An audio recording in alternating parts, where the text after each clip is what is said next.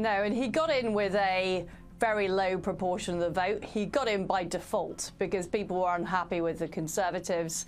They voted Labour. They didn't particularly like him. And now it's gone from bad to worse. He's been caught accepting donations to pay for his wife's dresses.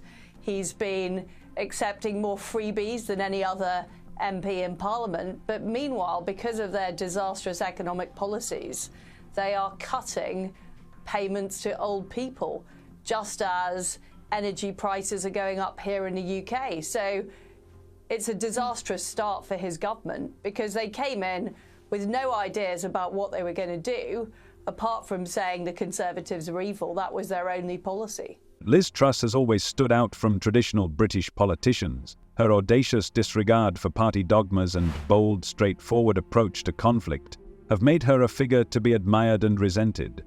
But what happened on the recent broadcast with the leader of the Labour Party, Kier Starmer, was a real shock to the entire political arena. An ordinary interview instantly turned into a stormy revelation full of emotions and tension, forcing the public to ask themselves, what is hidden behind this drama?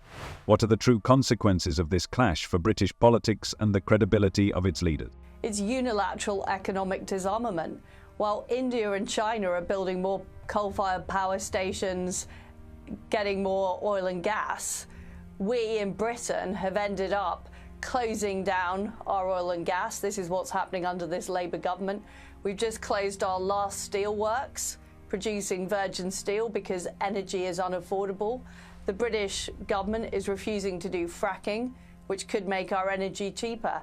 And it's a disaster. Our economy is stagnating. Meanwhile, China is selling us solar panels. I mean, why does that make sense? And the problem is we have a Labour Party now in government who are saying that climate change is more of a threat to the future of the world than China.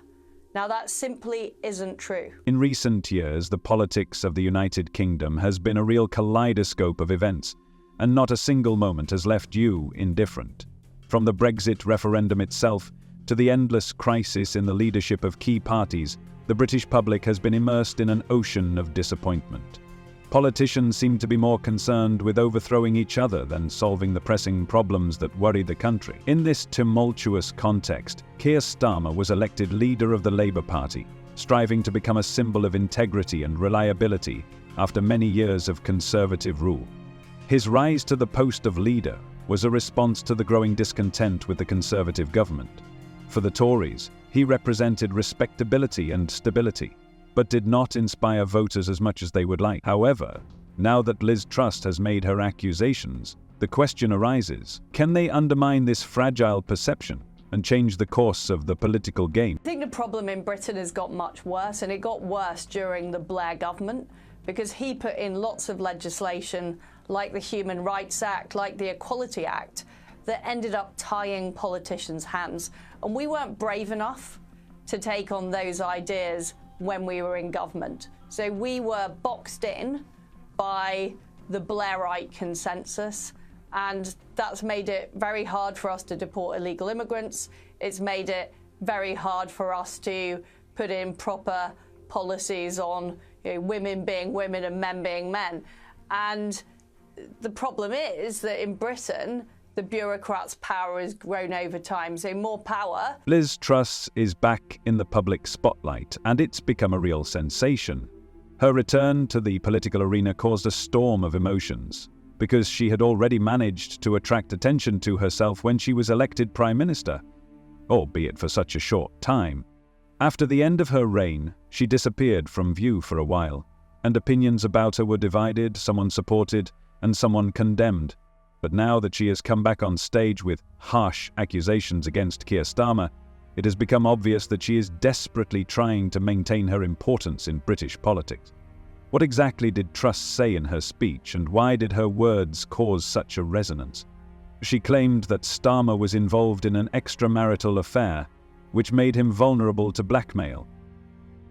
Despite her lack of serious grounds for such accusations, the sinister nature of her words overshadowed everything else, and made people and political experts wonder about her true intentions. He's massively out of touch with what normal people in Britain think.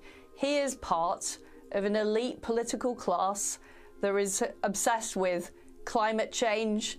They don't like Israel, they're pro-Palestinian, they are anti the instincts, the patriotism of normal British people.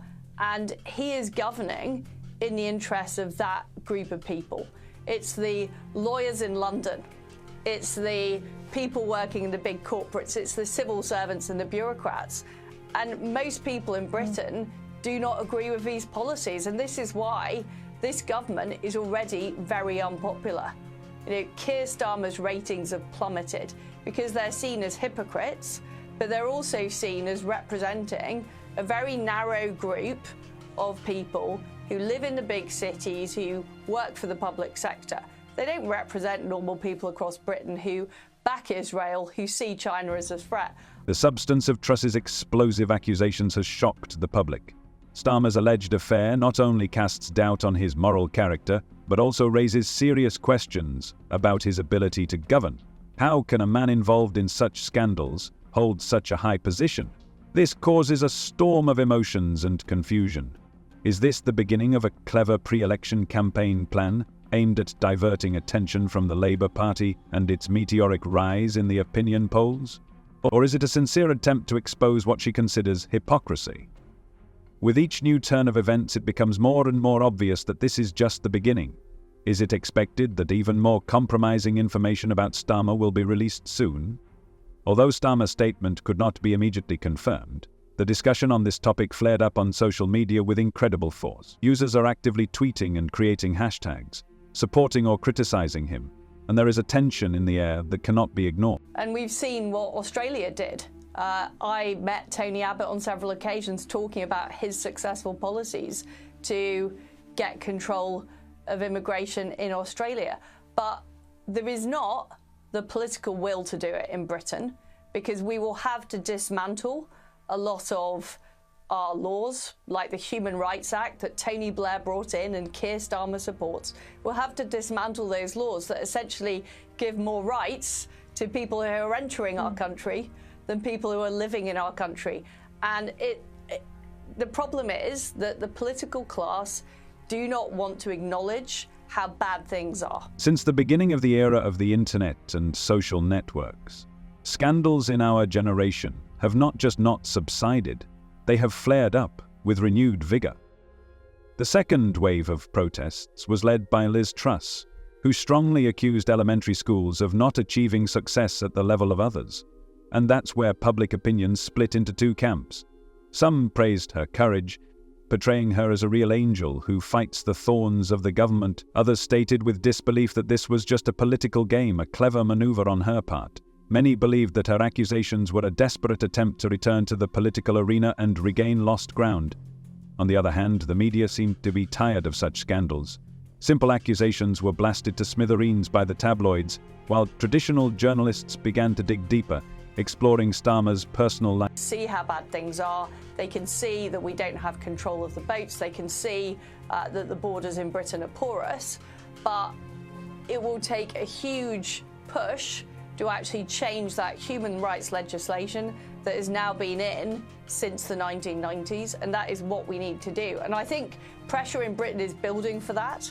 You'll have seen at the election, Nigel Farage and Reform got a large vote because people are frustrated, but the message has still not hit home, and our politicians aren't prepared to do what it takes. But the current scandal has become a real test for his image and has caused serious concerns. This time, Starmer, who is usually distinguished by his politeness and calculation, looked visibly upset when he first appeared in front of the media after the accusations voiced by Truss. Is he guilty? Or is he just annoyed by these false attacks? Analysts note with concern that his opponents have not missed the opportunity to turn public opinion against him, questioning his political integrity and approach to governing the country. This confrontation between Truss and Starmer is not just a personal feud. It reflects deeper issues in British politics. Every year, the level of trust in political leaders continues to plummet. Corruption, governance failures, and the perception of politics as elitist have created a huge chasm between voters and their leaders. And this chasm is only deepening. What is your opinion about this video? Share your thoughts. See you.